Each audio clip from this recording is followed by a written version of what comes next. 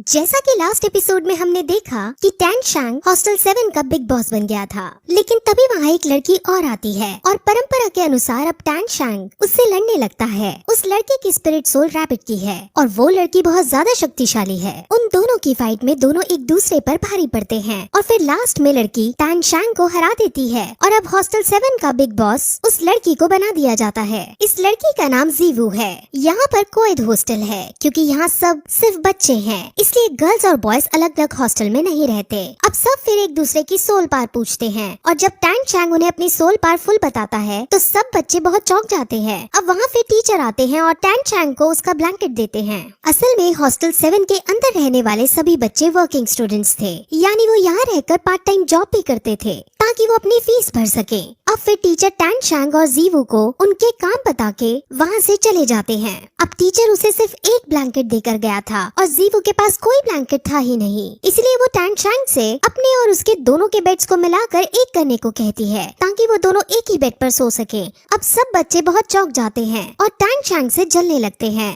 Tan शैंग भी घबराते हुए उससे कहता है कि भला एक लड़का लड़की एक साथ एक बेड पर कैसे सो सकते हैं, जिस पर जीवू कहती है कि जब मुझे लड़की होकर कोई दिक्कत नहीं तो तुम्हें लड़के होकर क्या परेशानी है। अब फिर वो बेड्स को अटैच करता है और दोनों सो जाते हैं। अब अगले दिन वो सभी बच्चे मेस के अंदर खाना खाने जाते हैं और जीवू को ऊपर फ्लोर पर खाना खाने का मन था, लेकिन वहाँ उसे ये पता चलता है कि ऊपर वाला फ्लोर अमीरों के लिए है और गरीबों के लिए ऊपर जाना मना है। अब ये सुनकर सभी को बहुत बुरा लगता है क्योंकि ऊपर बैठे अमीर लोग उन्हें चिढ़ा भी रहे होते हैं। हॉस्टल 7 के सभी बच्चे अब नीचे के फ्लोर पर ही खाना खाने के लिए बैठने लगते हैं, लेकिन तभी वहाँ ग्रैंड मास्टर आते हैं। ग्रैंड मास्टर वही है जिसे टैन शैंग ने अपना टीचर बनाया था।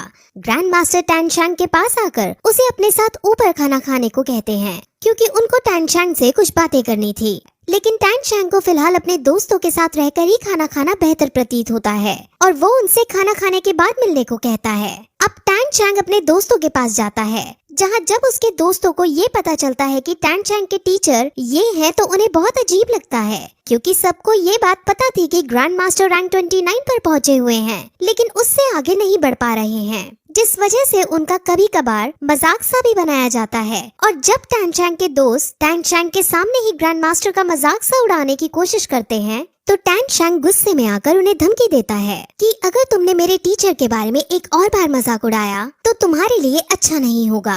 अब वो फिर सीधे ग्रैंड मास्टर से मिलने जाता है और अब ग्रैंड मास्टर उससे उसकी दूसरी स्पिरिट सोल को दिखाने को कहते हैं। वो उन्हें अपनी दूसरी स्पिरिट सोल दिखाता है जो असल में एक हैमर की थी।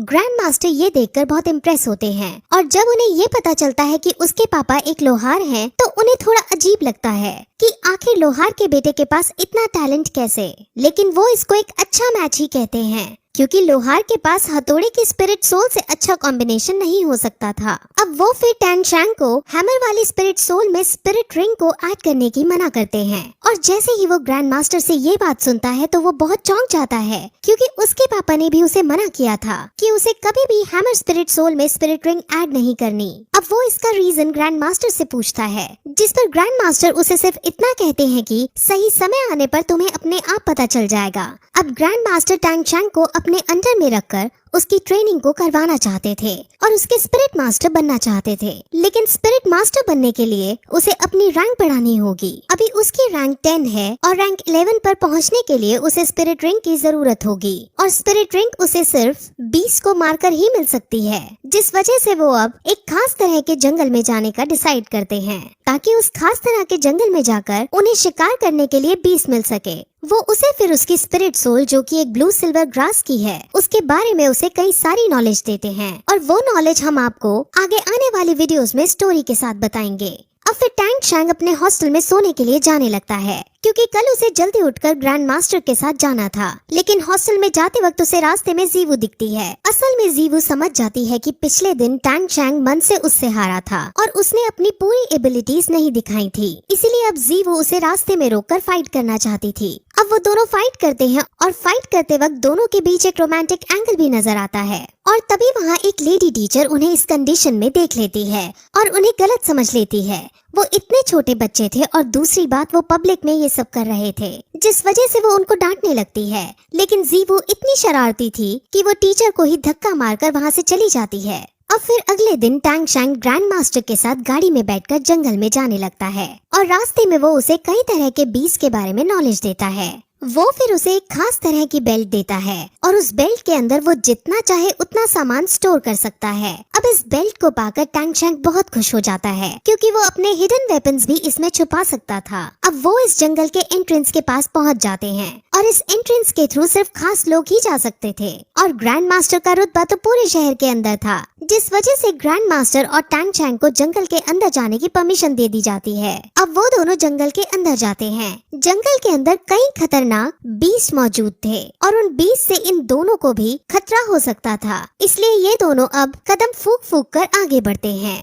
अब फिर ग्रैंड मास्टर उसे अपनी स्पिरिट सोल दिखाता है जो कि असल में एक बीस्ट टाइप की स्पिरिट सोल है। उनकी स्पिरिट सोल बहुत ज्यादा खास और एक तरह की वेरिएंट थी, लेकिन अब टैंग शैंग को थोड़ा सा अजीब लगता है क्योंकि उनकी स्पिरिट सोल तो इतनी अच्छी है फिर भी उनकी रैंक आगे क्यों नहीं बढ़ रही। जिस पर अब ग्रैंड मास्टर उसे सच्चाई बताता है कि उसकी ये स्पिरिट सोल जब ही अवेकन हो गई थी जब उसकी रैंक हाफ थी और इस वजह से अब वो कितना भी हार्ड ट्रेन कर ले वो कभी भी अपनी रैंक को आगे नहीं बढ़ा पाएगा और इसीलिए ही ग्रैंड मास्टर ने अब रैंक बढ़ाने को छोड़ रैंक्स के बारे में पढ़ना शुरू कर दिया था और अब बहुत सारी नॉलेज इकट्ठा कर ली थी। अब फिर उसे अपनी बीस्ट स्पिरिट सोल के बारे में बताता है कि ये एक बार में 3 अटैक कर सकता है और ये बहुत शक्तिशाली भी है। वहाँ से वो लोग फिर आगे बढ़ते हैं और उन्हें एक बीस्ट नजर आता है, लेकिन वो बीस्ट बहुत कमजोर था और उसको मारने से उन्हें एनर्जी नहीं मिलने वाली थी, जिस वजह से वो उसको वहीं छोड़ आगे बढ़ जाते हैं। वहाँ उन्हें अब एक पेड़ दिखता है जिसको टैंग शैंग एब्जॉर्ब करके ब्लू सिल्वर ग्रास की स्पिरिट रिंग बढ़ा सकता था,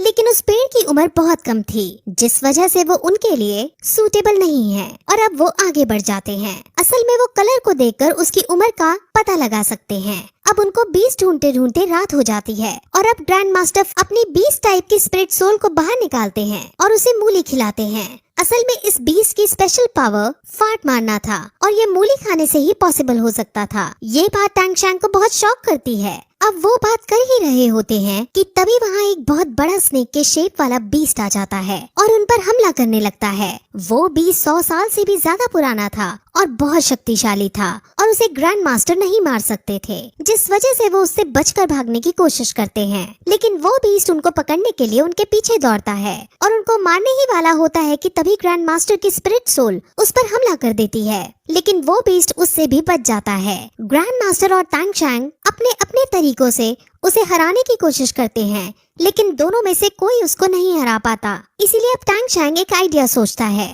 टैंग शैंग अपने ग्रैंड मास्टर का साथ छोड़ चुपके से उससे लड़ने जाता है और अपने हिडन वेपन से उसके मुंह पर वार कर देता है, जिस वजह से वो बीस्ट वहीं तड़प तड़प कर जमीन पर गिर जाता है। अब फिर ग्रैंड मास्टर भी उसको देख लेते हैं और टैंग शैंग को डर लगता है कि कहीं इन्होंने मुझे देख तो नहीं लिया। वो सबसे अपने हिडन वेपन्स को छुपाना चाहता था। अब ग्रैंड मास्टर उसके पास आते हैं और उनको खुशामती से उसका हिडन वेपन नहीं दिखता और ग्रैंड मास्टर को यही लगता है कि टैंग शैंग का चाकू तुक्के से इसके मुंह पर जा लगा है और ये बीस्ट तुक्के से मर गया है। अब ग्रैंड मास्टर बहुत खुश होते हैं क्योंकि अब इस बीस्ट की एनर्जी खींचकर वो टैंग शैंग को स्पिरिट रिंग दिला सकते हैं। अब ग्रैंड मास्टर की ये बात सुनकर कि उसको इस बीस्ट में से एनर्जी खींचनी है, वो डर जाता है क्योंकि उसे ये लग रहा था कि स्नेक की एनर्जी से उसकी स्पिरिट सोल जो कि ब्लू सिल्वर ग्रास है वो तबाह हो जाएगी। लेकिन ग्रैंड मास्टर उसे समझाते हैं कि ऐसा कुछ नहीं होगा, बल्कि इसको खींचकर तुम्हारी स्पिरिट सोल और ज्यादा मजबूत हो जाएगी। अब टैंग शैंग ऐसा ही करता है और ग्रैंड मास्टर के बताए अनुसार वो उसकी एनर्जी को एब्जॉर्ब करके मेडिटेट करने लगता है।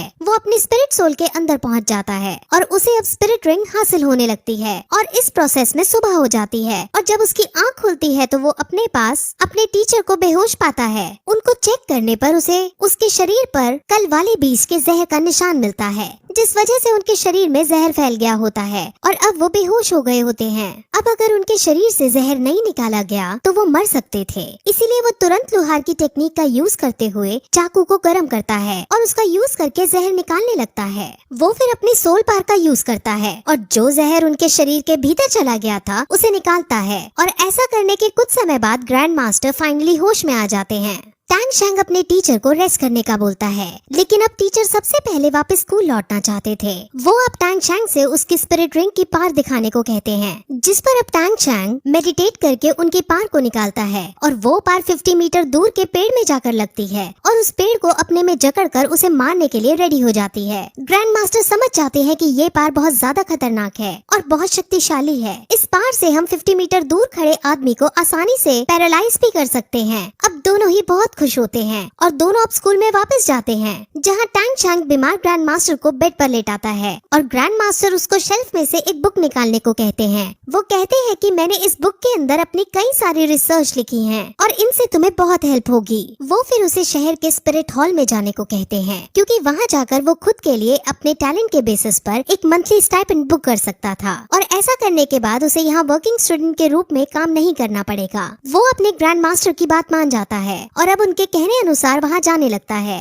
वहीं दूसरी तरफ हम हॉस्टल 7 के बच्चों और अमीरों के बच्चों को एक ग्राउंड में देखते हैं जो एक दूसरे से लड़ रहे थे। असल में उनमें लड़ाई हो गई थी और उनके बीच ये डिसाइड होता है कि वो एक एक करके अपने ग्राउंड से एक मेंबर भेजेंगे और जो ग्रुप हारेगा वो कमजोर साबित होगा और उसे दूसरे ग्रुप को बॉस बोलना होगा। हॉस्टल 7 की लीडर जीवू बनी थी और जीवू अपने ग्रुप से एक लड़के को लड़ने के लिए भेजती है। इस लड़के की स्पिरिट सोल लायन की थी और वो अब अमीरों के ग्रुप से जो बच्चा आया था उससे लड़ने लगता है। उनकी लड़ाई बहुत आइकॉनिक लेवल की चलती है, जिस वजह से हॉस्टल 7 का ग्रुप हारने लगता है और जीवू को बहुत बुरा लगता है। अमीरों के बच्चे जीवू को खरगोश कहकर भी चिढ़ाने लगते हैं और तभी वहाँ टैंग चैंग आ पहुँचता है। टैंग चैंग को देखकर जीवू बहुत खुश हो जाती है और वो उसको अमीरों की सारी करतूतें बता देती है। अब टैंग चैंग सब समझ जाता है और वो चुपके से कुछ पेबल्स इस वे में फेंकता है कि अमीर बच्चा लड़खड़ा जाता है और हॉस्टल 7 के बच्चे को मौका मिल जाता है और वो तुरंत अमीर बच्चे पर अटैक करके उसे हरा देता है। अब अमीर बच्चों के ग्रुप को गुस्सा आ जाता है और उनके ग्रुप से सबसे ताकतवर बच्चा लड़ने आ जाता है और उसका सामना टैंग चैंग करता है। टैंग चैंग उसको बिना स्पिरिट सोल के यूज किए ही मात देने लगता है और उस अमीर बच्चे की बहुत बुरी बेइज्जती हो जाती है। अमीर बच्चा अब गुस्से में अपनी फुल स्ट्रेंथ में आता है और अब टैंग चैंग भी अपनी स्पिरिट रिंग का यूज करता है और उसे अपनी पावर्स में जकड़ लेता है और उसे कहता है कि अब तुम अगर हार नहीं मानोगे तो तुम पैरालाइज हो जाओगे। अब वो अमीर बच्चा मरता क्या ना करता, इसलिए वो हार मानकर हॉस्टल 7 को अपने बॉस के रूप में एक्सेप्ट कर लेता है और जीवू बहुत खुश हो जाती है और फिर उन सबको अपनी सोल पावर के बारे में बताती है। उसकी सोल पावर रैंक 12 की थी और सब ये सुनकर बहुत चौंक जाते हैं। अब टैंग चैंग ग्रैंड मास्टर के कहे अनुसार स्पिरिट हॉल एकेडमी में जाने लगता है और वहाँ पहुंचकर उसे अपने गांव वाले स्पिरिट मास्टर दिखते हैं और यही इस जगह पर ये एपिसोड खत्म हो जाता है।